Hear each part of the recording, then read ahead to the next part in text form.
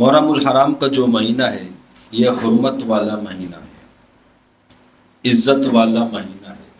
اس مہینے کو یوم عاشور کو جو فضیلت حاصل ہے، صرف فضیلت اس وجہ سے نہیں کہ اس کے اندر امام حسن اور حسین رضی اللہ تعالی عنہما شہید ہوئے، اس سے پہلے بھی اس مہینے کی بڑی عظمت تھی، بڑی وقت تھی، بڑی عزت تھی۔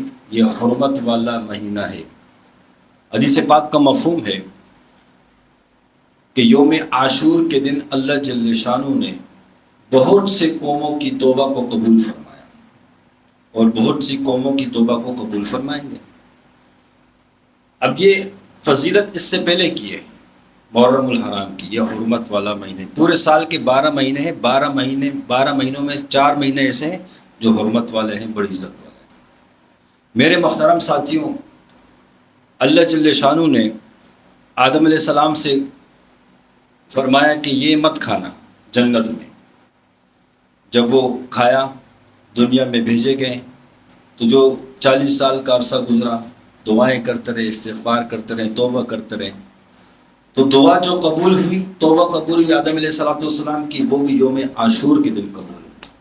اب میرے محترم ساتھیوں، نوح علیہ السلام کی قوم، جب نوح علیہ السلام پر طوفان آیا، سیلاب آیا، دریا آیا، سمندر آیا، کشتی جو بنائی تھی اس میں 80 یا 82 یا 83 لوگ تھے نوح علیہ السلام کے ساتھ، اور وہ کشتی جو پانی میں چلتی رہی، جس دن وہ کنارے پہ آگے لگی وہ یوم عاشور کا دن تھا۔ میرے محترم ساتھیوں، ابراہیم علیہ السلام کو آگ میں ڈالا گیا نمرود نے، اور اس قسم کی آگ لگائی تھی، جلائی تھی کہ اس قسم کی آگ نہ اس سے پہلے کسی نے جلائی تھی، نہ آئندہ کوئی جلا پائے گا۔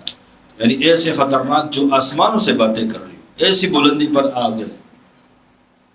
اور جب ابراہیم علیہ السلام کو اس آگ میں ڈالا گیا، اللہ نے اپنے خلیل کی حفاظت کی، وہ بھی یوم عاشور کا ہی دن تھا۔ میرے محترم ساتھیوں، موسیٰ علیہ السلام کی پیدائش یوم عاشور کے دن ہوئی۔ عیسیٰ علیہ السلام کو اللہ نے جو پیدا کیا وہ بھی یوم عاشور کا دن تھا۔ فرعون کا لشکر پیچھے چلتا ہوا آ رہا ہے، موسیٰ علیہ السلام آگے، موسیٰ علیہ السلام کے ساتھ 12 قبیلے ہیں۔ دریا آیا، دریا کو پار کرنے لگے۔ جب عصا جس دن مارا، جس دن دریا نے 12 رستے اس میں بنے، دریا کو 12 رستے بننے کے ساتھ وہ رستے خشک ہو گئے، وہ بھی یوم عاشور کا دن تھا۔ اسی دن اللہ نے فرعون کو غرق بھی کیا۔ تو میرے محترم ساتھیوں، یوم عاشور کو فضیلت پہلے سے حاصل ہے، اور امام حسن اور حسین رضی اللہ عنہ کی شہادت، یہ اور بھی برکت، فضیلت بڑھ گئی۔